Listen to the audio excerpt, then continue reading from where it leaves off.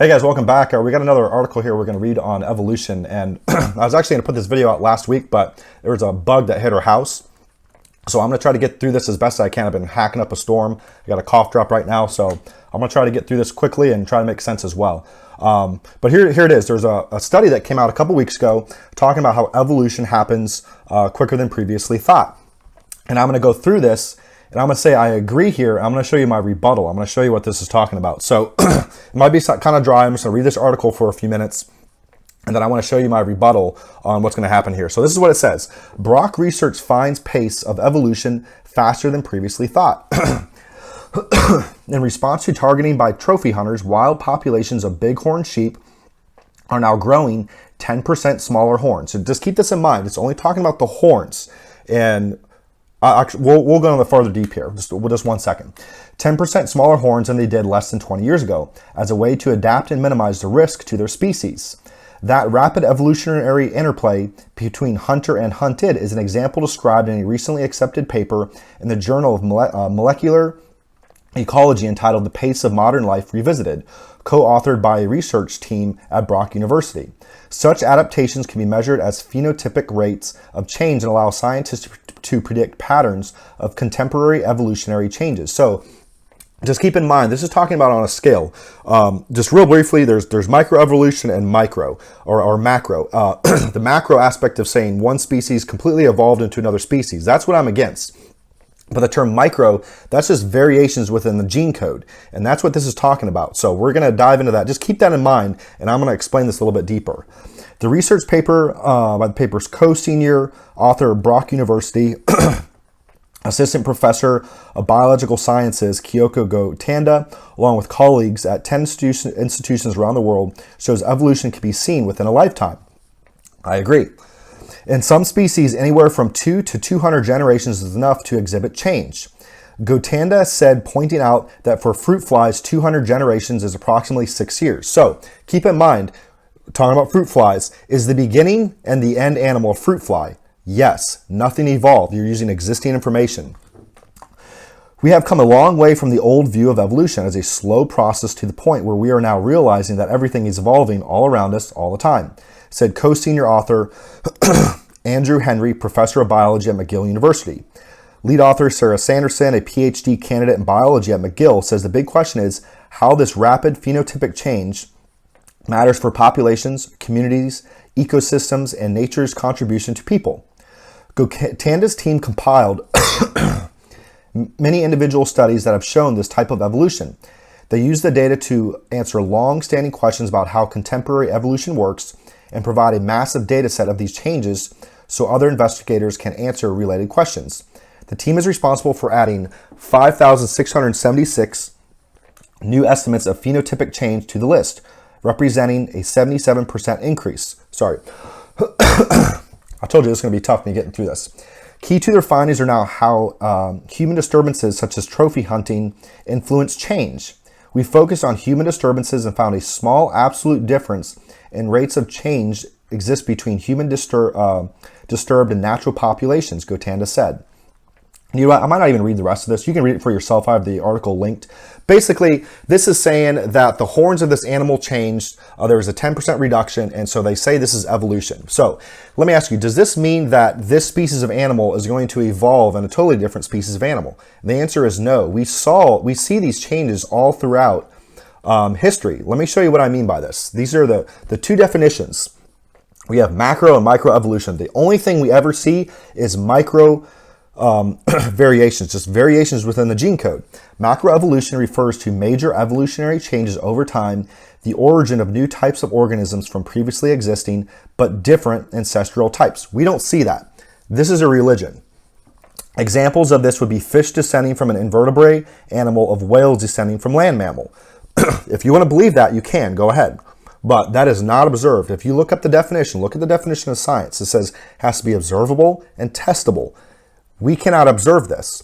The evolutionary concept demands these bizarre changes. Now, microevolution, I'm careful to use that term, this is variations within the gene code. We see this all the time. You see people, short people, tall people, you see people with brown hair, blonde hair, blue eyes, green eyes. These are variations that we see all the time.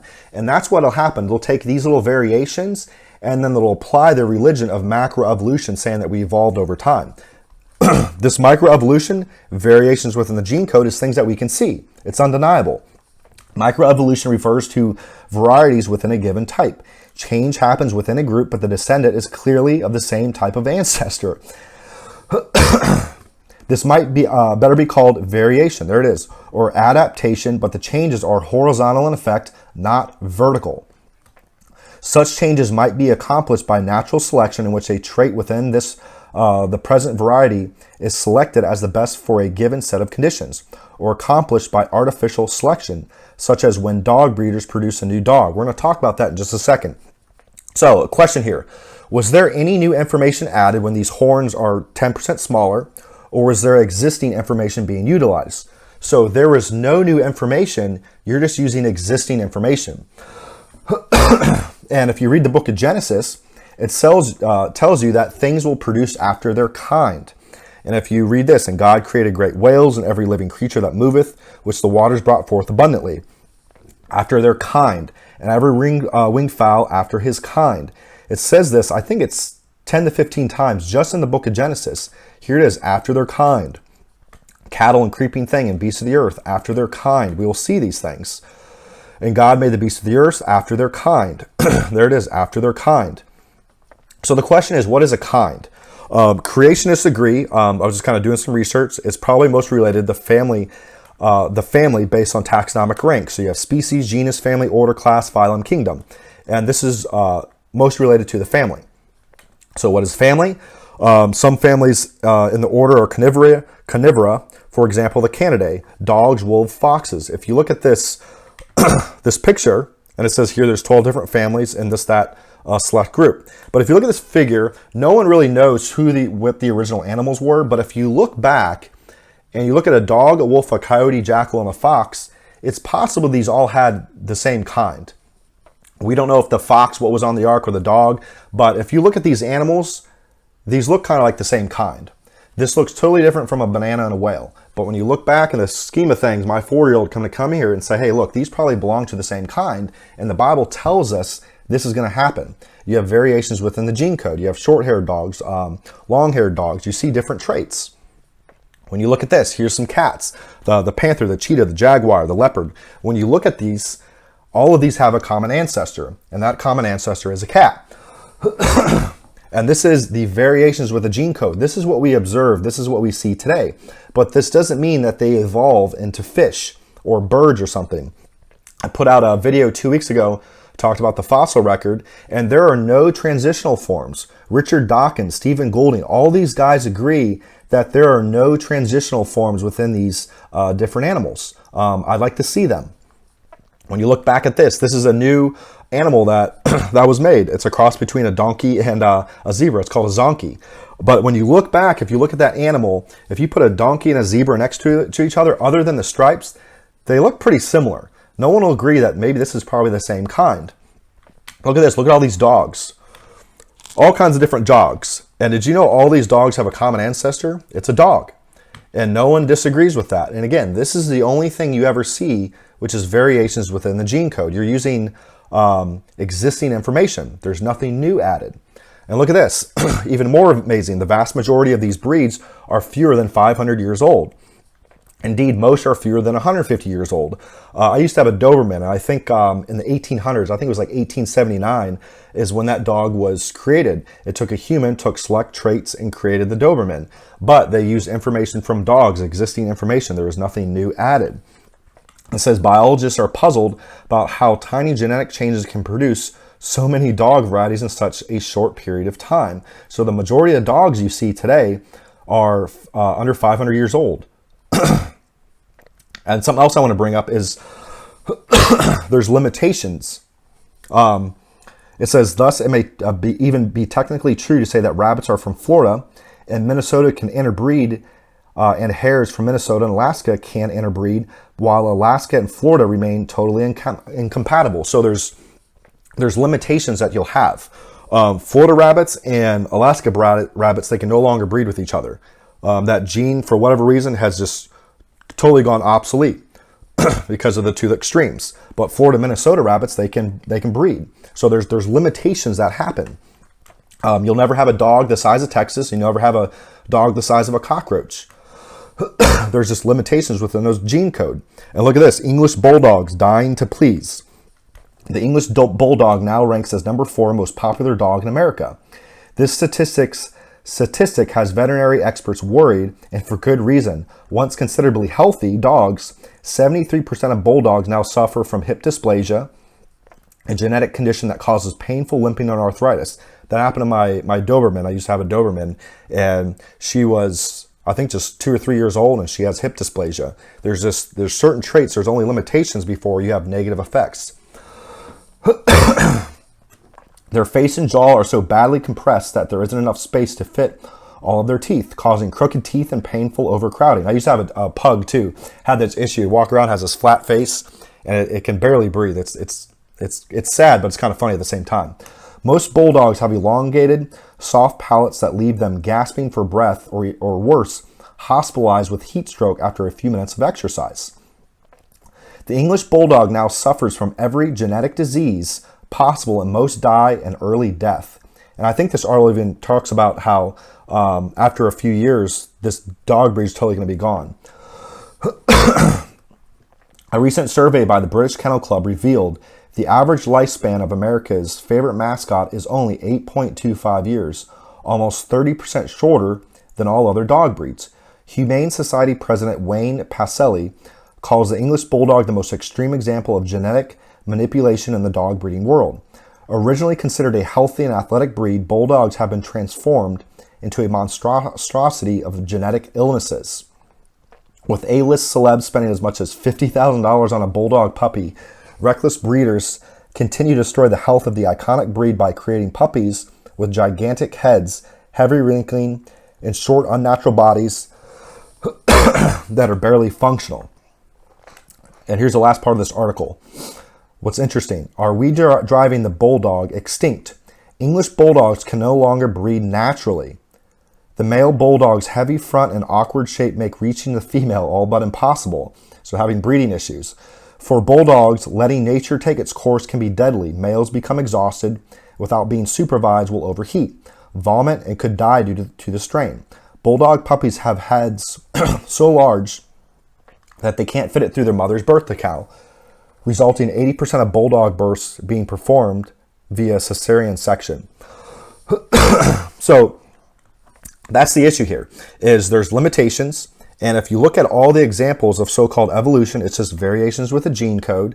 You only see minor changes, but there's limitations. Again, long-haired dog, short-haired dog, and you see this, there's certain limitations that the breed is totally going to die out. These bulldogs probably won't be here in the next 20 years because it's just been bred out. So there's no such thing as a beneficial mutation. Even Richard Dawkins said, someone asked him the question, you can look it up on YouTube, there's no such thing as a beneficial mutation. Like, I think it would be beneficial for humans to grow wings. So when I go to work, I don't have to drive there. I can just fly there. I think that would be pretty beneficial. But there aren't any beneficial mutations. There's no such thing. And you look at the fossil records, there's no transitional phases. So all I'm trying to say is, yes, we see variations with the gene code, but to say that, to pervert that with the religion of saying, hey, we evolved into, toads over time. You know what? You can just read in how did humans evolve, and it'll say that it rained on rocks for millions of years, created this primordial soup, and humans evolved over so many years. It's ridiculous. And look, if you guys want to believe that, you can. If you're someone who believes this, that's fine. But I just don't think that should be taught in textbooks. I think you should either teach evolution and creation, or you teach none, and let the kids decide for themselves. I wasn't exposed to this stuff. I didn't read this until I was probably 19 years old, and I just think it's interesting. So this is just the other side. All I'm trying to point out, and I know I'll get ratioed into oblivion of a bunch of downvotes of evolutionists and atheists. I had one video that came out, had I think it's at like 1,300 views a couple months ago, and it got ratioed into oblivion. And all I'm trying to say, as I said in that video, give me evidence of macroevolution, of one species evolving into another. All the top evolutionists can't give you any evidence. It's a religion. But we see these variations. This happens. So that's it. I don't want to drive the point, but that's just where I'm going with that. And this is a newer article just wanted to put out there, is we see these changes. So if this is your first time here, I'm a Bible-believing Christian, and I used to think that, hey, I'm a good person. I take care of people, pay my taxes. I thought that's what it meant to be a good Christian. You talk to most people, they'll say, hey, are you a Christian? Yeah, I'm a Christian. Well, that's not what makes you a Christian. This right here does. Is you have to have a relationship. You have to have a mediator for your sins, and that's Jesus Christ. This is what it says in Romans 10:9 and 10. It says, if thou shalt confess with thy mouth the Lord Jesus, so you have to confess that Jesus Christ is Lord, and shall believe in your heart. You have to believe in your heart as well that God hath raised him from the dead, you will be saved. It doesn't say you'll eventually be saved. As soon as you accept him, you're saved immediately. For with the heart man believeth unto righteousness, and with the mouth confession is made unto salvation. So it's just a simple prayer. Don't complicate it. You can just say some words like this. Say, hey, Jesus, I'm a sinner. I believe you died for my sins on the cross, and I want to be with you forever in heaven. I believe your crucifixion, your birth, your resurrection. I want you to come into my life, take over, and show me what you want me to do for your kingdom so I can live with you forever in heaven. That's all you have to do. Super simple prayer. And at that point, it says right here, as soon as you say that prayer and you believe in your heart, you're saved. You're a Christian. And then what you want to do from there is you want to grow. So grab a Bible. I prefer King James, but I like the book of John. You have Matthew, Mark, Luke, and John. Those are the first four Gospels. I just like the way John's laid out. Talks about his birth, his crucifixion, his resurrection. Then you go into studying the Acts, which is the actions of the apostles after Jesus died. And then just learn from there. The Bible wants us to grow. So that's it. We're going to put out a video every Monday. I had to skip last week. I just had a really bad cough, so I appreciate you guys sticking with me. And then I'm putting out a few videos a week, YouTube shorts. I've really been enjoying those as well. But we'll keep doing our big video here every week on Mondays, and we'll see you guys next week.